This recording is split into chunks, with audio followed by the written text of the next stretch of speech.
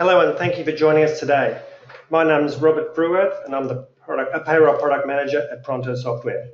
We understand that achieving compliance with the new legislation can be challenging. Pronto Software is committed to helping our customers be ready for Single Touch Payroll and the efficiency it offers, and that's what this webinar is all about. As you can see on the screen here, that's our agenda today, so hopefully we should have things wrapped up within an hour. With that, I'm delighted to introduce our guest speaker, Angela Lehman. She's an Assistant Director on the Australian Taxation Office's Single Touch Payroll Design Team. Angela has had many years of experience in business and consultancy, and we are very thankful for the time she's giving us all today. Welcome. Welcome, Angela. Thanks for inviting me today here, Rob. Okay. Before Angela begins her presentation, we wanted to get a sense of how confident that you are that your business processes are STP ready. Please choose one of the three possible responses. You need to consider such things as employee data accuracy. Are you calculating the correct super and tax? Is your employee data complete and accurate, such as ABN numbers and contact details? Also, do you have a sign-off process for payroll and declarant who verifies the STP lodgement? It's up. They're up, good. And as we can see, the majority of people are a little worried about STP, which is quite interesting. Now, I'll hand you over to Angela. Thanks, Rob, and hi everyone. Thank you for joining us on the webinar today. I'm hoping that I can provide you with a high-level overview of STP and what it means. So I'll head into the very high level. Legislated on the 16th of September 2016, the STP legislation as it stands now is for what we call substantial employers, so employers with 20 or more employees. Those employers are mandated to begin their reporting from 1 July 2018.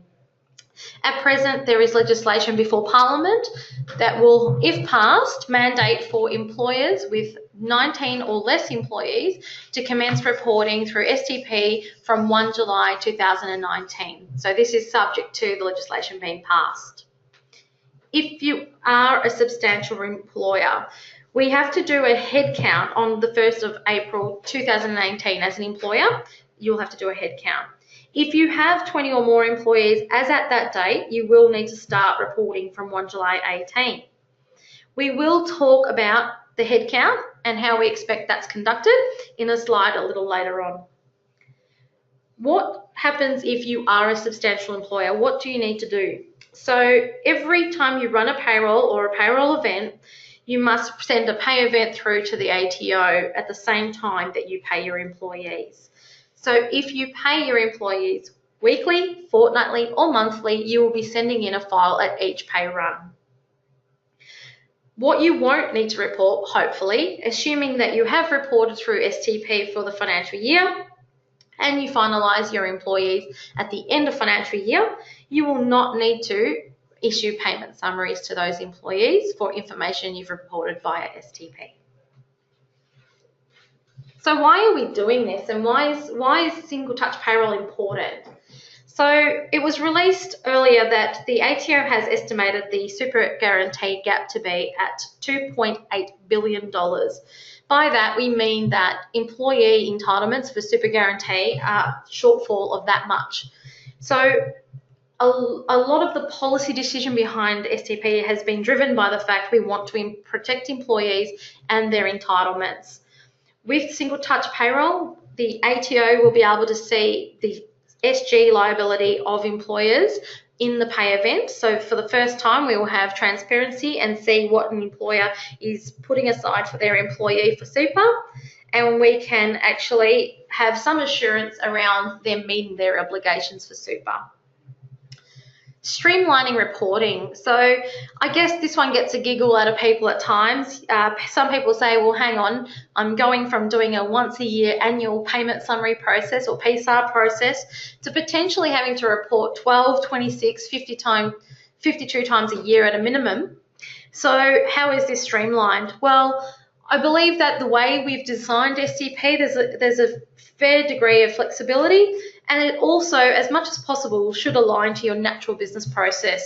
It should align with the way that you run payroll and pay your employees now, in conjunction with your solution provider. Just like Pronto, your solution should hopefully do a lot of the heavy lifting for you. Real-time information. So this is a benefit that we see for both employers and employees. From an employer perspective, we're there to help you out if you have problems with meeting your obligations or you need a payment plan. We'll be there to help you and to guide you if need be. For employees, sometimes we see that it's something as simple as you've forgotten your HEX debt, you're getting taxed at the wrong rate, maybe you should update your TFN deck. So we're hoping we can intervene earlier because we're getting so much more information up front, and we can intervene and help. And also the benefit of this information is part of the more digital by default type arrangement with the whole of government. We're hoping to roll out this so that we share that information with other government agencies, other federal government agencies, but hopefully in the longer term also with the state and territory government agencies, so that we can also look at streamlining your reporting with obligations such as payroll tax. So really hoping that this is the foundation to take the reporting efficiencies a lot further. Levelling the playing field. Yes, I acknowledge it may sound a little cliche, but we're looking to ensure that there's no unfair competitive advantage as a business, that you're trying to do the right thing, that your competitor and the shop down the road is also doing the right thing, and just to ensure that it is as level as possible across all businesses. So I did mention earlier the natural business process. So if we look at this diagram, the big box at the very top, it should look to you very much like your current payroll process. So you still need to run your payroll through your software, through your system. You still need to issue your employees with pay slips because that's your fair work obligation. So that's not extinguished through STP. And of course, you will still need to pay your employees, otherwise you'll have some very disgruntled employees. At the end of that process, SuperStream still applies to your reporting and payment of super guarantee for your employees to their nominated fund. So as much as possible, that process should not be impacted. What we do see, however, in the bottom left-hand side of your screen is what we referred to earlier as the pay event. The pay event file should be generated by your system when you run your payroll, and in Pronto's case, will be sent directly to the ATO on your behalf. This file will include a salary and wage information, the tax withheld, and as we've mentioned, the transparency factor of adding super guarantee or an ordinary times earning component also. To support that assurance that the ATO needs to ensure that employers are meeting their SG obligations, we also have in process a functionality for super funds, to report directly to the ATO what funds they're receiving and allocating to member accounts on behalf of those employees. So it gives us a level of assurance that you're raising the liability correctly and you're paying your staff their entitlement. To the far right hand of the screen, we have a box there that says employee commencement.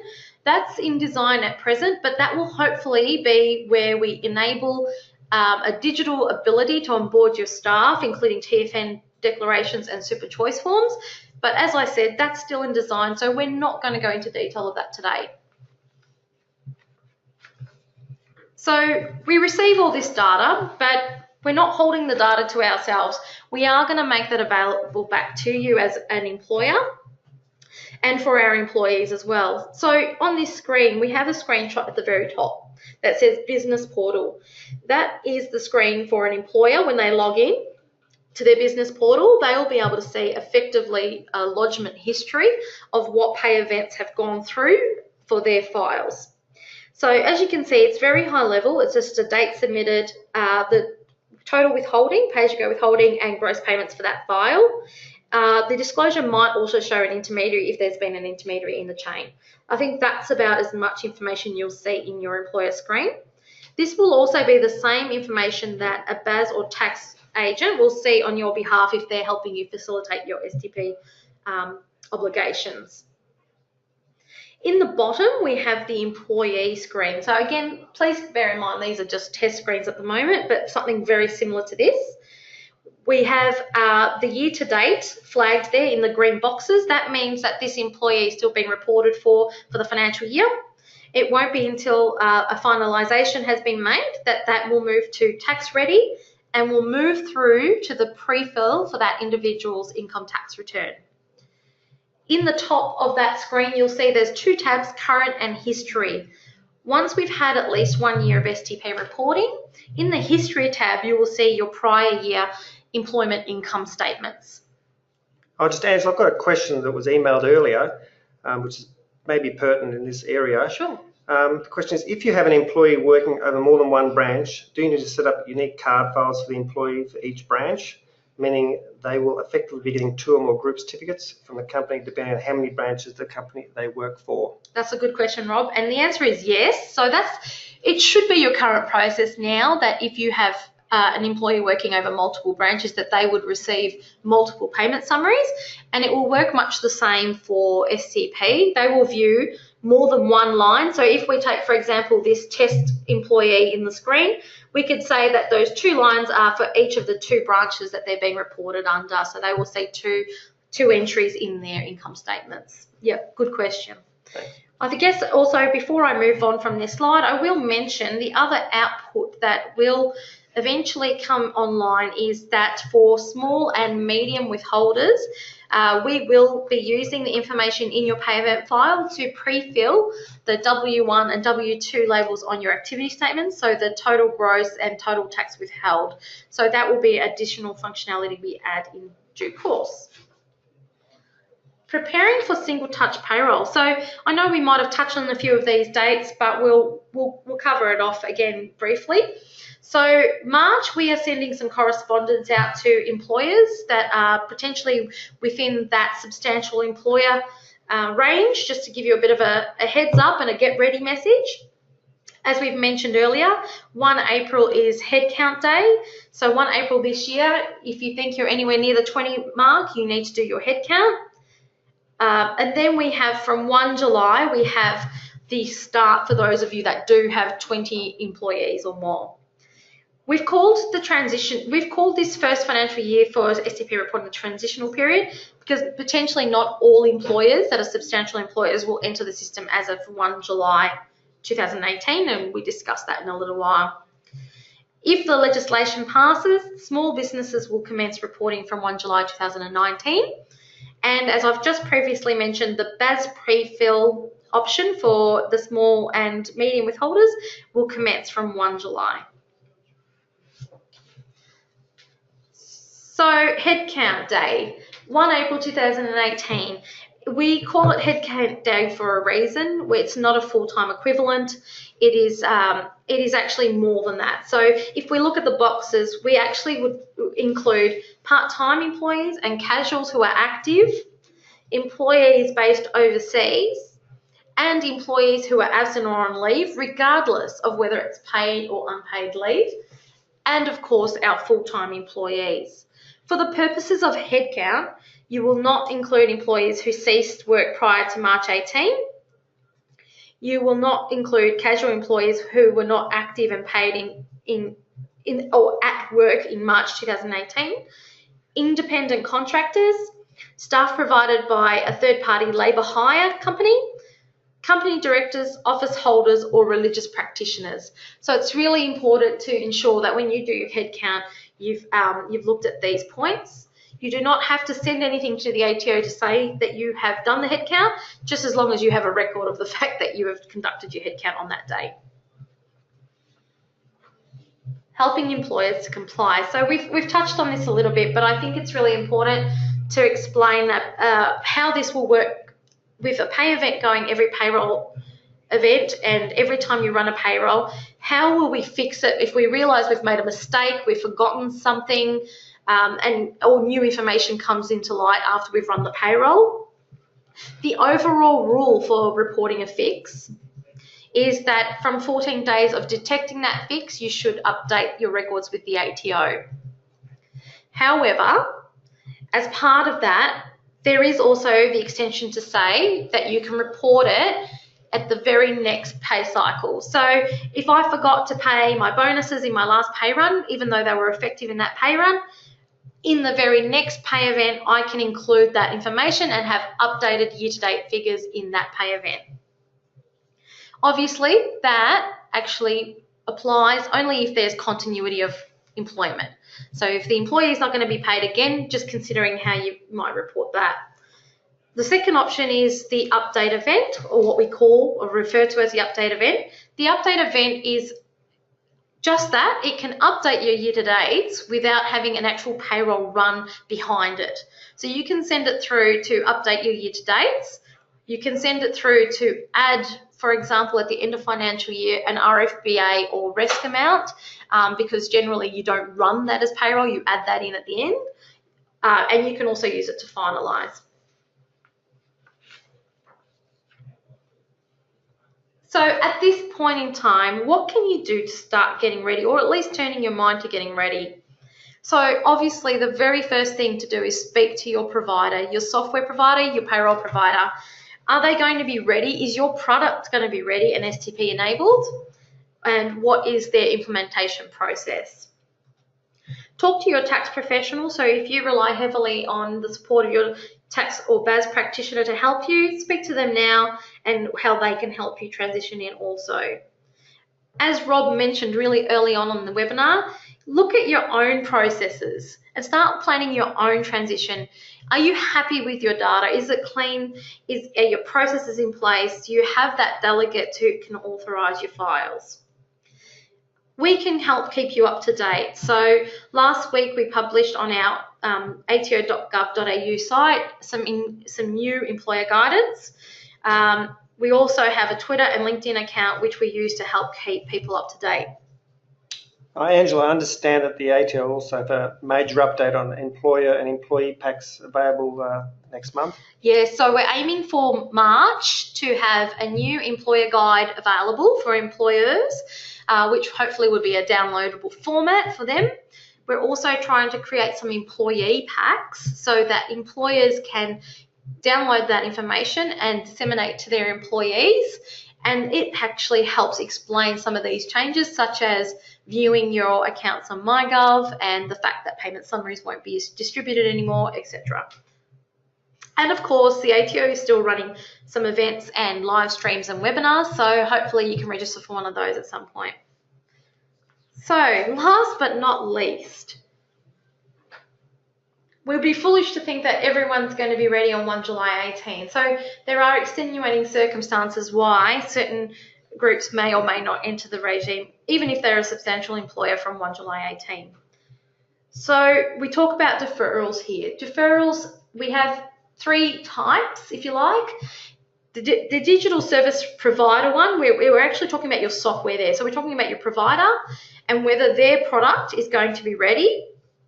They can apply directly to the ATO for a deferral.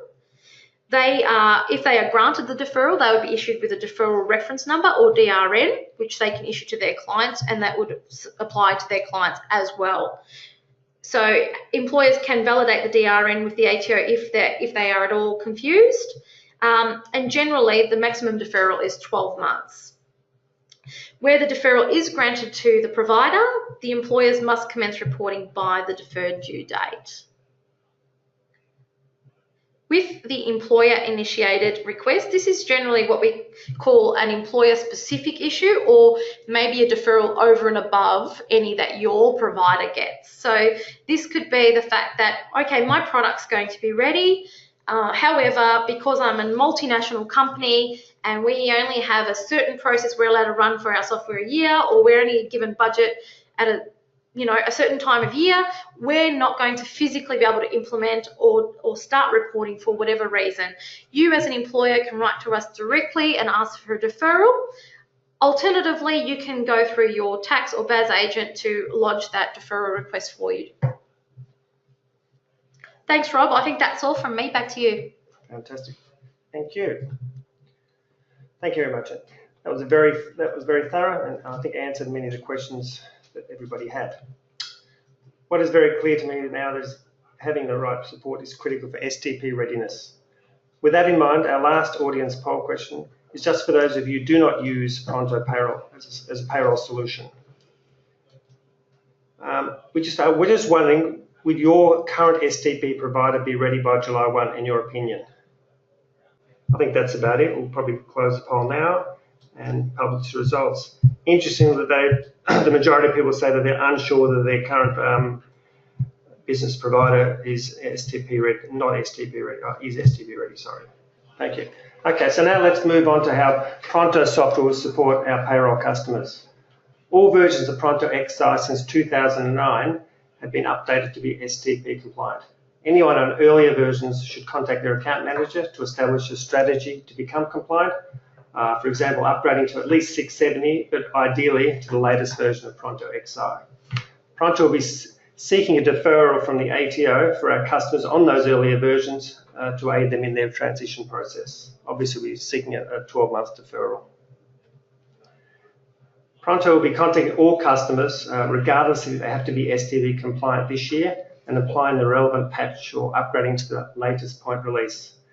We are anticipating the patch to be ready in late March and will be rolling it out thereafter. The patch will also address other compliance issues such as updated payment summaries and the new tax threshold for working holiday makers. Pronto has decided to use a third party to connect to the ATO for STP reporting. Customers will have to subscribe to the third party provider as charges will be incurred for each submission based on data volume. We're not too sure what the rates will be at this stage, but we anticipate in approximately $20 a month for organisations that have around 200 employees paid weekly.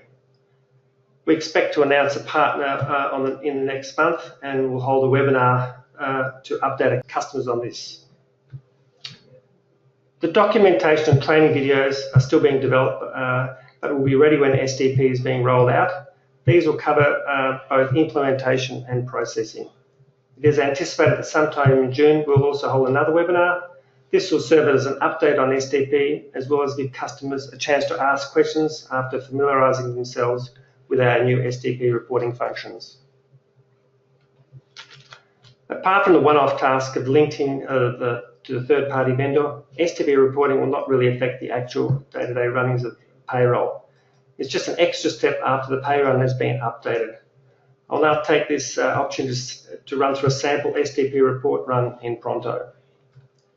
Under the payment menu, the new Single Touch Payroll menu will reside in the payroll area. Above are the available menu options currently. Just briefly, the STP console is designed to help you manage your STP submissions with the ATO. The actual STP pay event is the usual option you'll be selecting to complete pay runs to transmit to the ATO. The STP finalisation option is similar to the payment summary function currently in Pronto. The STP update event, as mentioned by Angela, is used to send such information as employee change of details. And the final option is really just to set up a link to the third-party provider, which will be obviously just a one-off configuration. Now I'll run through a sample STP submission, i.e. the STP event. The above screen will pop up and display the latest pay batch that is ready to be processed. Only one pay run can be processed at a time, so obviously if an organisation has 3 pay runs to process, they can either finish all the normal payrolls and update them prior to ST submission, or submit them after each pay run. Prior to submission, Pronto will validate the master data, such as ABN numbers and employee suburbs, etc. If there is any error in the data, an error log will appear outlining the issue, and after correction, the file will be ready for resubmission. As you notice on the screen, there's a preview data tick box. This can be masked by a security level option, but if the person has access to the master data, as you can see in the next screen, there'll be 2 sets of data they can see, both employer and employee. These are all obviously transmitted to the ATO. The employer data, as seen here, contains all the data required by the ATO, including the totals for the individual pay run, i.e. the PAYG and total gross payments. The other screen they can see is the employee data screen, containing their master data and year-to-date payroll data, plus super guarantee liability amounts. Both these data screens are for reviewing only and no corrections can be made here. From here, as you can see the square box up there, the submit button to actually submit the pay event. Each submission requires a declaration to state the report is true and correct. This is obviously should be done by an individual responsible for the ADR. A confirmation message is returned from the ATO. Obviously, this whole process should take probably less than a minute, as errors are probably very unlikely. Okay, now if you have any questions, please use the either chat area or the actual question area to ask some questions. Okay, we do have a couple of questions already. First question, probably to Angela. Can you please explain the year-end finalisation process? Yeah, good question. So I probably touched on finalisation during my presentation, but I guess it's important to explain that the finalisation, it gives the employers the opportunity to reconcile and do what they need to do at the end of the year. So we don't take your very last pay event submission as as the end of the year and that's it. So when you're finished and you're done with paying your employees for their financial year, you must flag the file for each employee as F to signal that you have finalised them. Once we receive that F, that is the trigger to actually send through the last update through to the MyGov and also pre-fill the tax return info for the individual. It also is your declaration to the tax office to say that you have completed your obligations for the year, and that's what acquits you of your obligation to issue payment summaries. Thank you. Okay, another question. What are the obligations for the person who hits the submit button? Yeah, so as you might have seen on the quick preview you got before, it's a new step that a lot of payroll people wouldn't have seen before. You are admitting that, or when you submit your file through to the ATO, you're saying that both your data is true and correct and you're an authorised delegate to send that file through. So ensuring that you have the business processes in place to ensure the person who's hitting the button is appropriately delegated and authorised to do so, that they have the ability to do so, and understanding by clicking that button they are committing you to that data being sent through to the ATO. So it's really important to ensure you review your business processes and have that in place. Right. Also, we have another question. Will we still be required to lodge group certificates? And I think the answer to that is probably just only this year. Well, this financial year now that we're in, yep, definitely. And so if you do meet your reporting requirements through STP, so you have all your year-to-dates reported next year and you finalise, then no, for that information, you won't need to issue payment summaries or group certificates. I might add there, though, that there are certain transactions that are not in the scope of STP, for example, employee share schemes. So that, for example, you'd still need to issue a payment summary for. Okay, thank you. There was also another question, I think, sort of half a question. Is that even if the branch uses the same ABN? I suspect this is to do with multiple branches. Yeah. So similar to what we were discussing earlier, it's an STP pay event is by ABN and branch. So if you've got multiple branches, it will be an STP pay event per branch. Great. Another question. Can we please have a copy of the presentation slide? I think we could probably work that one out, yep. I think we'll be uploading it onto the Pronto website somewhere. Yeah. Cool. Another question. Do we have to report the actual headcount to the ATO, or is this just an internal headcount? I think we've already answered that question. Yeah, definitely. Just internal. Keep it in your records. Another question. We pay staff weekly but super monthly. Do we need to lodge aligned with pay week or super lodgement? Oh, that's a really good question. So the actual obligation and the time when your calculation must be made is monthly. Okay, so the legislation says that you calculate it at that point. So depending on the software, if you do not calculate a super liability at the time of running your payroll, so say it's only week one of the whole month, then that's fine. You don't have to report anything. You can report something at the time that you do. Alternatively, you can do the same as what you do with your payslip. So if you've got sort of a nominal liability, you report that liability. But obviously, by the time you get to the end of the quarter, we've hoped that you've cleaned all that up and that you've got a clean liability amount being reported. It can change. It can go up or down. Great. Another question. Can we use a different partner or must we use Pronto? We'd love you to all use Pronto, but obviously, depending on your provider, if they're not STP ready, obviously Pronto would be an option for you. Another question. Why can't data be directly loaded to the ATO as opposed to through a third party? Well, it could be we just chose to go through the third party. It was just with time restrictions and expertise here, we thought that was our simplest and safest option at that given time. More questions. Is Pronto ready? Yes, we'll definitely be ready by the end of March. I can guarantee it. Another question. Will the gateway be a two-way communication? Will we receive error messages back from the ATO?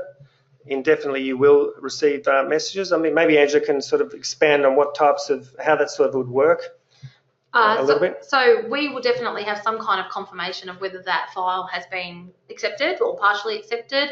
I'm sure Pronto and the gateway together will work through any technical issues, if there are any, that is, with the file. And then I believe you said in the console they'll be able to keep track of how those file submissions have tracked. Yeah, the console will hold all the different types of whether it's been submitted with error, whether there was an error came back, etc. There'll be quite a number of different statuses in that inquiry console, and you can drill into each of those batches effectively. Another question. Will STP take care of state payroll tax? Not yet. So we're hoping that the state and territory governments will come online at a later date, but at this stage, it's purely just this tax office reporting. There's another question. Will the patches be available for all releases from 670 to 730 at the same time, or will they be staged? All the account managers should be contacting most of our customers. If you haven't heard from an account manager, please give us a ring or and get in touch with us so we can actually schedule the update or the patch as soon as possible.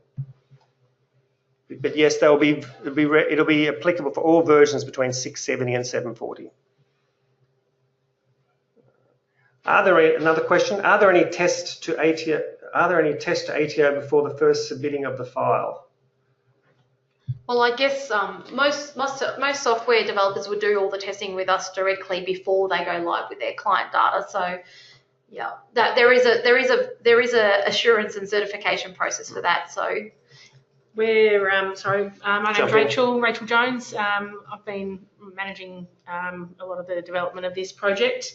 So if I could just jump in for a second, yes, we're in the process of testing through the gateway right now, refining the screens and whatever else that's required, and we're going to be doing some beta testing as well, probably from April onwards. So it should be ready for everyone in time for the 1st of July. Yeah. There's another question. When will the rollout commence exactly in April? Sorry. Oh, go on, Rach. I mean, but we expect as early as possible in April. Hopefully, April the 1st. Another question. For a group, does the headcount relate to each individual company or the group as a whole? Oh, that's a really good question. For a group, for what we call an economic group, where you have sort of like shareholders, etc., you would actually look at it at a group level then when you're doing your headcount. So that was a really good question. I think there's a question for Angela. When will the legislation be passed? I suspect that's in relation. How long's a piece of string? I'm sorry, I can't answer that one. I guess it's with Parliament now, so it's going through the bill process. So I'm not too sure. Sorry about that. Okay, another question. How are payment summaries for performance rights managed? They're not in the scope of STP, so you'll have to continue using your current process for that. Another question, obviously from a non-Pronto user. How do companies who run payroll outside of a payroll system, i.e. by Excel, lodge through STP? Yeah, so unfortunately you'll have to use an STP-enabled system, so you will actually have to partner with some software provider. that has an STP-enabled system to do that. I guess you could take your data and try and send it to a gateway or a third party that can convert it for you. But probably the simplest would be to have some payroll software that can do it for you. Will the Pronto patch in preparation for STP affect the current year-end process for the current financial year? No. So the year-end payroll process? No. No, there's no effect, independent. So sorry we couldn't actually address every question out there. Well, I think we did our best. So thanks for all your time. Thanks, Angela, for Thank you for coming having today. me. Thank you. Great. Thank you. Goodbye, everyone.